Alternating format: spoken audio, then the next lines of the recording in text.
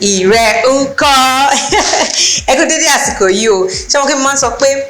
àwọn oúnjẹ kọ̀ọ̀kan wà tẹ́ pé ó máa ń wù wọ́n jẹ but process ẹ̀ máa wà tedious ló ṣe máa ń jẹ́ pé a máa wá fine ara wa pé bóyá àwa ń ra flour ẹ̀ o àbá ń ra process one and all that. So lára àwọn oúnjẹ náà tí mo mọ̀ pé ó máa ń ní process nínú tó yẹ kó máa ń súnyàn láti ṣe báwo la ṣe máa ń bó ẹ̀wà láti fi ṣe either gbẹ̀gìrì ní o àkàkòkò ní o ẹ̀yàn ọmọ Ìbàdàn mú wọn pẹ́ wọ̀n yẹn àbí ìkúrú àbí Moimoi and Akara, you know báwo la ṣe máa ń bó ẹ̀wà tó ní dàbí pé ó dàgbé iṣẹ́ ńlá ni mò ń ṣe àwọn ìyá wa ń gbà yẹn ṣáà máa ń bó ẹ̀wà pé ẹ̀wà 100 people gan máa bó ní ìṣẹ́jú àyá so ẹ jẹ́ kí n kọ́ yín bó ṣe ń bó ẹ̀wà òun ni fún èní rẹ́sípì èní kò le rárá ṣé mo kí tẹ́ bá fẹ́ ṣe ẹ̀wà a máa lọ sọ́jà a máa rẹ̀ wà bá jẹ́ olóòtú drum olóyin ni a máa rà a máa bẹ̀rẹ̀ sí ní máa ṣà tó bá ti jẹ́ pé ẹ fẹ́ fi ṣe mọ́mọ́ín abẹ́fẹ́ fi ṣe gbẹ̀gìrì abẹ́fẹ́ tó bá ti wà rántí pé ẹ fẹ́ bo ni ẹ ní láti go through that stress pé ẹ fẹ́ kọ́kọ́ pìkẹ̀ pé ẹ ń yọ àwọn ìdọ̀tí báyìí ṣe é rí pé ẹ ń yọ kúrò náà so now kí lẹ fẹ́ ṣe a máa bu omi sí báyìí ṣẹ́rí omi yẹn jẹ́ kó level báyìí ẹ má bu omi púpọ̀ sí ẹ̀wà yín pé torí pé ẹ fẹ́ yẹ kó bó tẹ́ bá bu omi púpọ̀ sí ẹ̀wà máa kán ni omi tó pọ̀ yẹn ò sọ pé bóyá òun ló máa tètè ṣe kinní rádà ń ṣe lẹ tún jẹ́ kí process ẹ̀ tún máa hard sí ni ṣóye yín tẹ́sí bí mo ṣe rọra ṣe ń sìn ẹ jẹ́ ká fún ní like seconds notice ó máa wú ojú ẹ̀ máa sáré kú wà ṣóye yín ẹ rí pé mo rọra bu omi díẹ̀ sí ni ẹ̀wà yẹn ò bá pọ̀ ẹ kọ̀ dàbí pé ṣe lẹ wẹ́ẹ̀tì ẹ̀ ní omi ẹ ṣáà rí ibi tí omi tèmi dé tẹ bá notice ẹ̀wà yẹn ti ń change ojú báyìí ó ti ń change ojú so eléyìí ó ti mu omi sára tí bá dáwọ́ bò báyìí ó máa pìlì mi kíákíá bó ẹ̀yin tẹ́ bá ní processor pé bóyá ẹ ti ní blender kan àbí processor kíní kan tó fi ń pìlì ẹ̀wà tó máa head gbogbo stress yìí you can go ahead to do that but fún àwa kan tá a ti ní àbí tá a ní tá a kàn fi pé wo don't let me use that part ẹ jẹ́ kí n go by traditional way bó ṣe ń pìlì ẹ̀wà òun ni mo fẹ́ kọ́ yìí tẹ́ bá ti rí ojú ẹ̀ tẹ́ bá rí pé ojú ẹ̀ báyìí ó ti fà á mu already so that's how you will know pé ẹ̀wà mi ti ready kò dẹ́ ṣe pé máa rẹ ẹ̀wà ẹ máa lọ tójọ́ pé ò fẹ́ tẹ́ bá ṣe rẹ́ sínú omi tó bá ṣe ń pẹ́ sí lè po ẹ ṣe máa pẹ́ sí láti máa tètè máa bó ṣó ti yé yín so kò ń ṣe pé bóyá omi àti pé hours tẹ́ bá filẹ̀ yálà hours tẹ́ filẹ̀ wọn máa kó bá wọn máa jẹ́ kó máa kàn máa kán máa peel máa ṣe wíníwíní lọ́wọ́ yín ni so ẹ jẹ́ ká get started ẹ ti rí pé wọ́n bá how many minutes àbí seconds tí mo fi sọ̀rọ̀ sí mo kàn fẹ́ yẹ kó fa omi mọ́ra díẹ̀ ni and I'm explaining through so that you understand pé though it might look tedious kò tedious rárá ẹ ṣe mọ́mọ́ yín fresh ẹ dín àkàrà yín fresh ẹ ṣe mi sọ pé bóyá àwọn bean flour ò dá o don't misquote me but however sometimes ó máa ń dà ẹ jẹ́ ká ṣe kíni ẹ jẹ́ ká mú ní gẹ̀lẹ́ńtẹ́ process by process so nísìnyẹn ti rí ojú ẹ̀ sìn ó ti fà á mu so ẹ jẹ́ ká bẹ̀rẹ̀ tẹ́ bá ti mú báyìí ẹ ti bá ṣe báyìí lásán have you seen it ṣe ti rí tẹ́ bá rí pé ike yín kò fún yín láyè ẹ dà sí ike tí ó máa ṣe but ẹ̀wà mi kéré ẹ̀wà half dìríkà lásán ni mo rọra ẹ̀wà half dìríkà ni mo rọra fi sí bíbáyìí so mo believe pé abọ́ ẹ̀ tó fún mi ẹ ṣáà ti rí mo ń ṣe ṣe ti rí báyìí mi ì tiẹ̀ tí fi pressure sí have you seen it bó ṣe máa tètè bó nìyẹn tẹ́ ẹ̀ ní pẹ́ńpẹ́ ẹ ti rí pé ó ti bó bó tẹ́ bá lọ bu omi púpọ̀ sí ṣe ti rí báyìí mo sì máa lọ sí zinc wa mo kàn fẹ́ ká mọ̀ dáadáa ká rí báyìí ní ṣe ti rí bó máa dàbí pé mò ń pàtẹ́wọ́ ni very easy. Bíbó ẹ̀wà depending on how much the beans is the quantity of the beans bíbó ẹ̀ tẹ́ bá tẹ̀lé ìlànà yìí pé ẹ̀yà mi lù ẹ̀ ṣe kíní o kò yẹ kó gbà yín under 20 minutes ẹ máa ṣe tán pé bóyá wá pẹ́ jù àmì pé ó pọ̀ ni ò pẹ́ wà yẹn pọ̀ gan ni mo ṣe fún yín ní time bẹ́ẹ̀ yẹn o so bọ̀tẹ́lẹ̀ ẹ ti rí ó dàbí pé mo ti ń bó aṣọ bóyá wà yìí mo ti bó sára gbogbo èpo yẹn ti peel nǹkan tẹ́ máa fi mọ̀ pé èpo yẹn ti peel nísìn máa ti bá ti lọ sí ibi basin mi nísìn tí bá lọ ṣí omi sí lẹ́ máa wò pé èpo yìí ti peel o then wọ́n tì nípa kínní ni pé ó máa ń ṣe ti rí pé èpo ti peel wọ́n ti nípa kínní ni pé ó máa ń how will I put it èmi ò ní tèmi mi like omi ẹ̀wà báyìí tó bá lọ dárungún síbi kan ní kitchen yìí tẹ́ ẹ̀ bá notice tẹ́ pé ẹ̀ ń ṣọ̀ tó bá ó máa rùn ni so ẹ máa take note ẹ ṣáà ti rí bí mo ṣe ń ṣe have you seen it ilé ìfẹ́ sálọ ẹ ṣáà ti rí bó ti bó ṣe ti rí pẹ̀lú wọ̀nba omi yẹn so kò ń ṣe omi ló ń jẹ́ kí ẹ̀wà yín tètè pò tẹ́ ó yá ya omi lù kíní kan ìyẹn máa tún kó bá sí ni ẹ ti rí bí mo ṣe ń ṣe báyìí ẹ kàn máa pàtẹ́wọ́ mọ́ báyìí ni you had little pressure but ẹ bá rí pé omi yẹn sòkè dáadáa little or no pressure gan ni ẹ ṣáà ti rọ́wọ́ mi mo ṣe ń ṣe yìí you see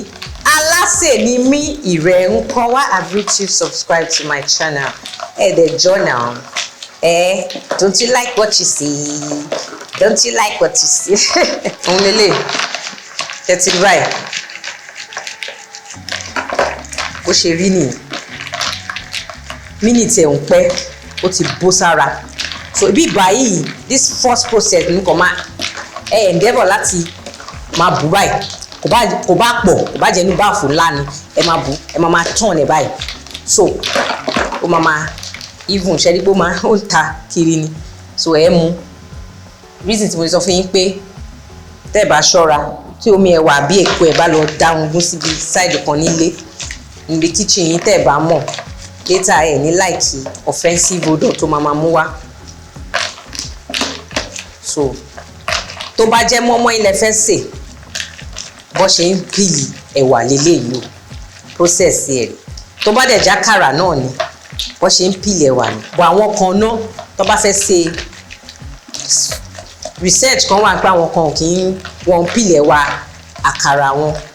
all well and good but if it warrant you to peel it this is just the process kò nira lára ẹ rí pé omi mi o ẹ ti rí pé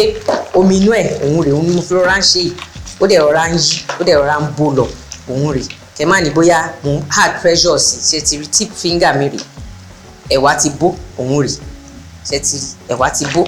so gbogbo ẹ̀ báyìí sìn tẹ bá wá rí pé white ti pọ̀ dáadáa nínú brown you can be rest assured pé gbogbo ẹ̀ ti bó pé epo ẹ̀ ti loose tán then you can now proceed to the tap running tap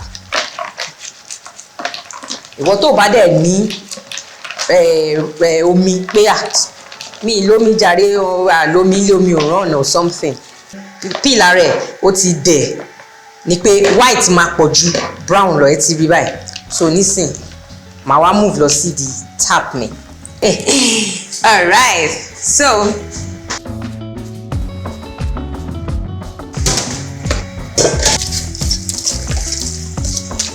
mo wá need omi kó pọ̀ dáadáa nú ẹ̀ màá wá ṣọwọ́ báyìí kọ́ tí mò ń ṣe yìí o mo tún fi ń tú èpo ẹ̀wà pílẹ̀ mo tún fi ń separate wọn ni ṣe ti rí báyìí that's not to say pé gbogbo ẹ̀ ló ti bó tọ̀hún don't get me wrong so nísìn ṣe ti rí ẹ ti rí àdúró omi tí mo bù sí asẹ́lélẹ̀ sieve ló ń pè so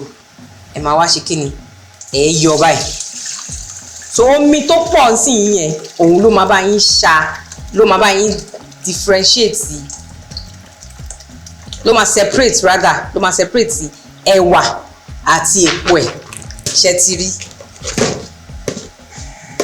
ló máa bá yín separate ẹ̀ ṣe rí báyìí pé ẹ rí pé èpo lásán ni mò ń mú kò ṣe pé bóyá ẹ̀wà ni ò tí ì bó tán ṣe ti rí ẹ̀wà mi ti bó tán èpo yẹn la fẹ́ separate kúrò nínú ẹ̀wà ń sìn ṣó ti yé yín sìn so that's how it is so bẹ́ẹ̀ ṣe rí báyìí sìn ẹ tún fún ní last ṣe báyìí àtúbò báyìí ẹ tún fọwọ́ pa so omi tí ẹ ṣe yẹn ẹ mọ̀ pé báyìí àṣẹ yìí so ẹ máa wá ṣa ẹ̀wà nú ẹ̀ no wastage in our kitchen of course now ẹ má waste ẹ̀wà o so ẹ máa ń píkì ẹ̀wà jáde ní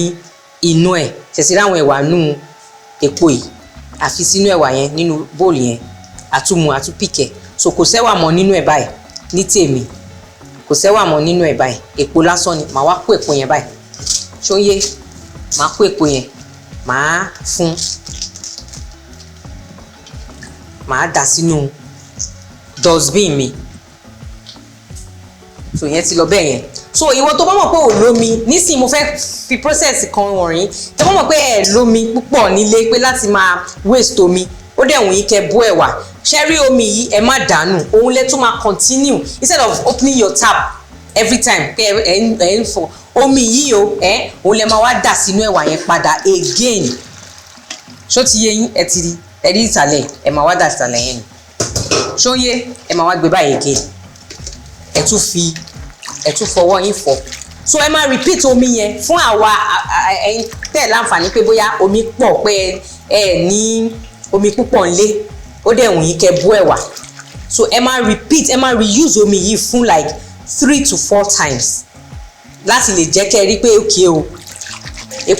epo ẹ̀wà yẹn ti ṣe kí ni ó ti kúrò tán lára ẹ rí pé mo ṣe báyìí nínú omi yẹn ni o that's the second use of this water ẹ pé mi ò ṣí tap mi mọ́ so no wastage náà ni ìwọ̀ntúnwọ̀nsì náà là ń ṣe gbogbo ẹ̀ so báyìí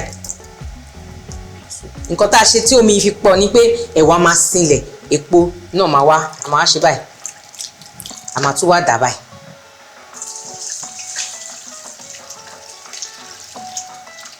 bí ìbàlú máa ń wà táyárìn fáwọn èèyàn pé kí ló dé epo yóò dẹ̀ fẹ́ tán ni kò fẹ́ ṣe gbá kò fẹ́ ṣàwò Social TV the same way I did the first one náà la máa ṣe lè so nǹkan tí máa repeat ní ẹ̀rọ ọwọ́ mi bẹ́ẹ̀ yẹn so the same way máa ṣe àwọn ẹ̀wà mi máa dẹ̀ ṣe kínní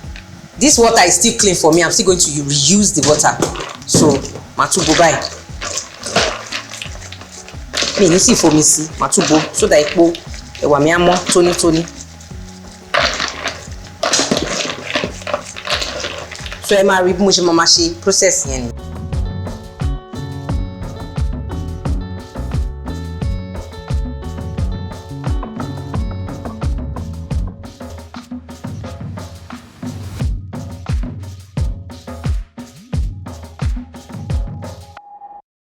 so now mi fẹ́ lomi mọ́ màá wá dànù màá wá ṣí new water sí under that new water under the running tap màá wá máa ṣe báyìí màá tún máa bò báyìí wáyé tí yẹn ṣe rí pé mi ò jẹ́ kó high jù díẹ̀ báyìí màá máa bò báyìí to give you the second to the last step mo gbàgbé lẹ́ǹkan mi ìbá time kìíní fún yín process ẹ̀ yìí o is less than 20 minutes though I said depending on the quantity of your beans o but have the rika báyìí kò gbàyàn ní ìṣẹ́jú ọgbọ̀n kò gbàyàn lọ́gbọ̀n ìṣẹ́jú ṣe ti rí nǹkan tí mò ń ṣe under the tap mo ṣe báyìí so ẹ̀wà wá ti tẹ bá ti mọ̀ pé ẹ̀wà yín ti ń mọ́ dáadáa ẹ ti rí ojú ẹ̀ ó yàtọ̀ sí tẹ́lẹ̀ tẹ́ pé ẹ̀ẹ̀rí ẹ̀wà ní abẹ́ nísìnyí you can literally see your beans lábẹ́ meaning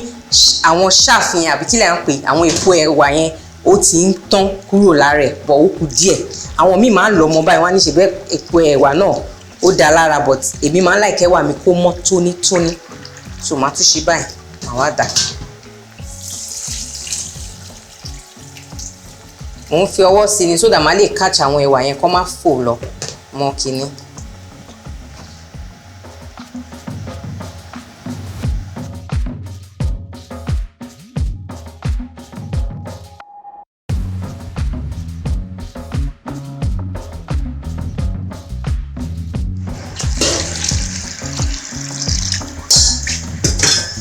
so ṣẹ́rí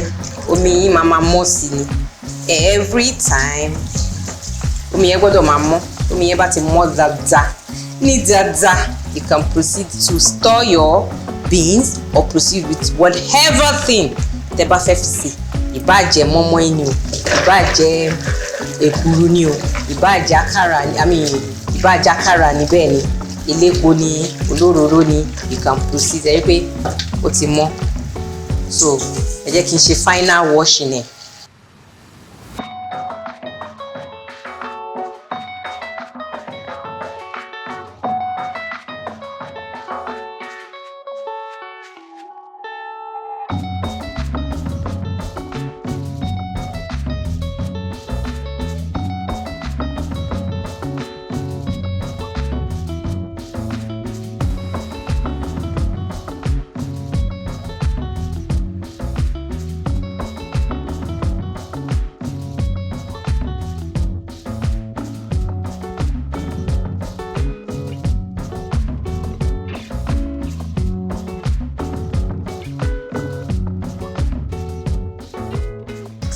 ẹ ti rí process yẹn bá ṣe bó bá ṣe lọ ṣàn dáadáa at least mo fún ní rinse tí mo ṣe fún tó fi mọ́ tónítóní báyìí tó ṣe sí peel kankan mọ́ lára ẹ ti rí bó ṣe mọ́ tónítóní báyìí àwọ̀ bóyá 4 yes so but quantity ẹ̀wà yín ló máa determine o ẹ dẹ̀ fọ́ dáadáa go ahead ẹ lè preserve ẹ kẹ́ fi sínú ziplock yín kẹ́ dé anytime ẹ bá ti fẹ́ preserve àwọn nǹkan báyìí ẹ cover sínú tight whether nylon or plate fún any day tẹ́ bá fẹ́ lò ẹ lè fi ṣe moimoi àkàrà kòkò ní o èkuru anything gbẹ̀gìrì bean soup anything lẹ lè fi ẹ̀wà tẹ́ bóyì lẹ lè fi ṣe won't you just give me a thumbs up. Alase Nimi ẹ jẹ́ ká ríra next time please do share my videos with families and friends.